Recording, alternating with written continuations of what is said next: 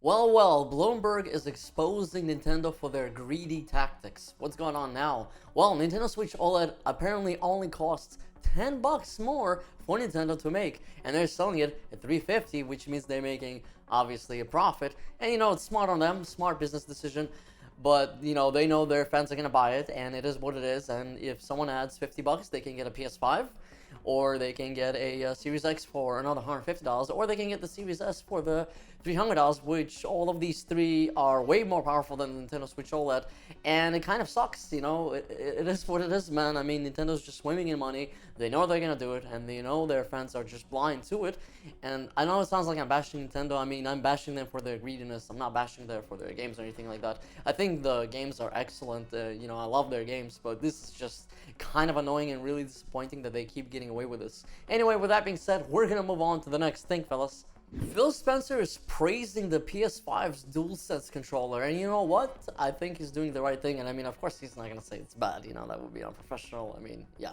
But in all honesty, I actually always did prefer, me personally, the Xbox controller over the last decade. However, as an owner of both systems, I really do like the DualSense a lot. I actually like it more than I thought I would. I think the haptic feedback is pretty cool.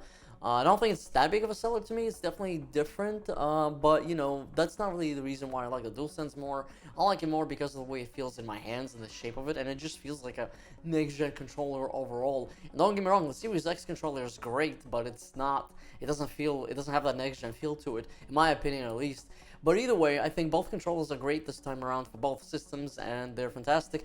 And Phil Spencer said they're going to be looking into updating their controllers, and of course, there's always competition and all that. People want to be on the same level, on the same page. With that being said, we're going to move on to the next thing.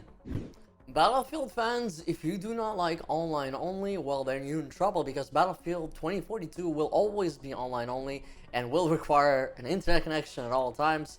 And also, the PlayStation 4 and the Xbox One cannot play with a PlayStation 5 or Xbox Series X, but it could play with PS4 and Xbox One, and vice versa. You guys get the idea? So it's not fully cross-generational, but it is cross-play. And also, the bots will be required to backfill all of the space for the players. There will always be bots in games if there are no players in a live multiplayer game. That's just part of it. So yeah, Battlefield 2042 has a lot of restrictions, but hopefully it will be good. And with that being said, guys, thanks so much for checking this out. Make sure to like, subscribe, and with that being said, I'll see you next time. Peace!